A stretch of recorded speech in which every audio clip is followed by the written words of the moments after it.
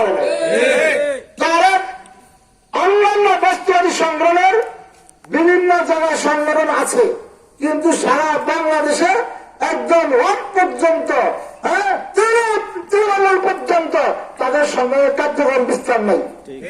300 আসনের প্রার্থী দিয়ে পিসাব চেয়ারম্যান প্রমাণ করেছেন সারা বাংলাদেশে ইসলামের পক্ষে সাপোর্ট আছে। কি বলেন ঠিক কিনা? আজকে এই 300 আসনে প্রার্থী দেওয়ার কারণে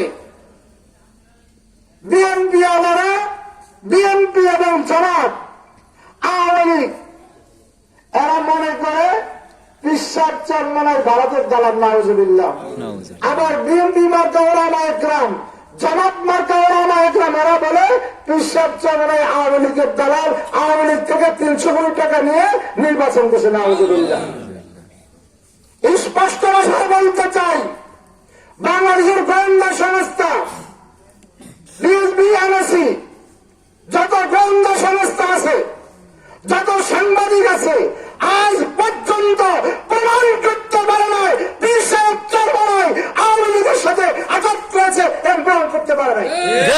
কিন্তু সমাজে স্পষ্ট আছে, পত্র পত্রিকায় এসেছে, জামাত আওয়ামী লীগের সাথে আঘাত করে বিএনপিকে ক্ষমতা থেকে 1996 সালে বিএনপির ক্ষমতায় ছিল, তাকে ক্ষমতার থেকে নামানোর জন্য এই জামাত কি করেছে, আওয়ামী লীগের সাথে আঘাত করে কেয়ারটেকার সরকারের মাধ্যমে নির্বাচন করেছেন। কি বলেন ঠিক কিনা? যেই জামাত বলেছে নারী নেতৃত্ব হারাম, সেই জামাত নারীর সাথে আপোষ করে ক্ষমতায় যাওয়ার জন্য বিএনপিকে ক্ষমতার থেকে নামানোর জন্য আওয়ামী লীগের সাথে আঘাত করেছে, জোট গঠন করেছে। এটা প্রমাণ আছে। কি বলেন ঠিক কিনা? এটা জাতীয় পত্রিকায়, রেডিও, টিভিতে, ইলেকট্রনিক্স মিডিয়ায় সকল প্রচার বিভাগে তাদের কি আছে না প্রমাণ আছে। কিন্তু ইসলামী আন্দোলন বাংলাদেশ পিসাব চেয়ারম্যান আওয়ামী লীগের সাথে আঘাত করেছেন এরকম কোন প্রমাণ নাই, দেখাইতে পারবে না। মিথ্যা কথা বলে আমাদেরকে হাও প্রতিপন্ন করার জন্য আমাদের বিরুদ্ধে তাদের কথা বলে বলছে। কি বলেন ঠিক কিনা? আপনারা জানেন আল্লাহ রাসূল সাল্লাল্লাহু আলাইহি সাল্লাম যখন করোনার দাওয়াত দিয়েছিল, তখন ওলীদ ইবনে মুগীরা, উবাই ইবনে খালদ প্রমাণ আছেন, সূরা হুমাযার সারানজুল,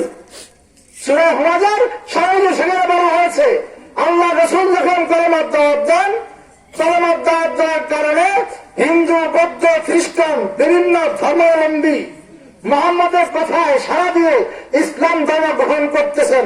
ওই সময় ওলীদ ইবনে মুগীরা, উবাই ইবনে খালদ আল্লাহ রাসূলের বিরোধিতা করেছিলেন এবং মিথ্যা কথা বলতেন, আল্লাহ রাসূলের বিরুদ্ধে মিথ্যা কথা বলতেন। কি বলেন ঠিক কিনা? এই সময় এই আয়াত নাযিল হয়। আমাদের বাংলাদেশের এরকম কিছু মুনাফিক মার্কা ওলামা একরাম যারা বিএনপি করে, আওয়ামী লীগ করে, বিএনপি বা আওয়ামী লীগ থেকে মাদ্রাসার নাম দিয়ে টান চালান নেই, এই সমস্ত ওলামা একরাম, জামাত মার্কা ওলামা একরাম, হ্যাঁ, এরা আমাদের বিরুদ্ধে মিথ্যা অপচার করেছে। কি বলেন?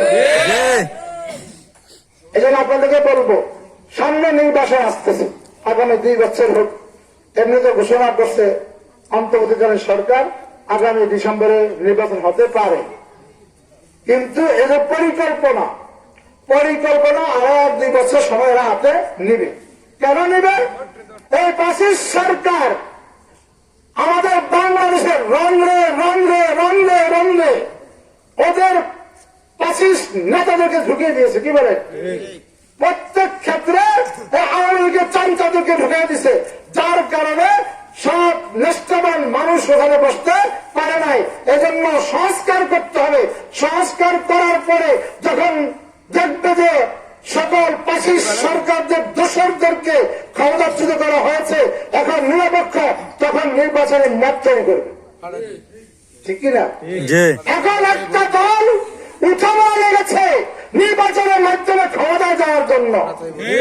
ওরা ক্ষমতায় আসার আগে একদম সংসদ ভবন থেকে, হাওয়া ভবন থেকে শুরু করে একদম বাথরুমে পর্যন্ত ওদের দখলে। কি বলেন ঠিক কিনা? বাজারে যান, ঘাটে যান, যেখানে যান, ওরা এরকম ভাবে দখল করছে, মনে হয় ওরা নির্বাচনের মাধ্যমে ক্ষমতায় আসছে। ঠিক কিনা? ঠিক কিনা? আজকে কি বলবো, দুঃখের কথা, ইসলামী আন্দোলন যেভাবে স্বচ্ছভাবে রোডম্যাপ নিয়ে বিচক্ষণতার সাথে সামনে থেকে অগ্রসর হচ্ছে, আমার দৃঢ় বিশ্বাস আপনারা যদি প্রত্যেক মহল্লায় মহল্লায় পাড়ায় পাড়ায় দ্রুত করতে পারেন, আগামী নির্বাচনে নিরঙ্কুশ ভাবে ইসলামী আন্দোলন বিপুল ভোটে বিজয় লাভ করে বাংলাদেশ সরকার গঠন করবে ইনশাআল্লাহ। আপনার এটা প্রমাণ, ইতিহাস প্রমাণ করে গত 5ই আগস্টের যে স্বাধীনতা আন্দোলন, এই আন্দোলনের নায়ক যদিও ছাত্ররা ছিল, কিন্তু অভিভাবকত্ব করছে কে? বাংলাদেশের কোন রাজনৈতিক দল লিডাররা ছাত্রদের সাথে ওপেন হয়ে আন্দোলনের সংগ্রামে মাঠে আসে না, কি বলে?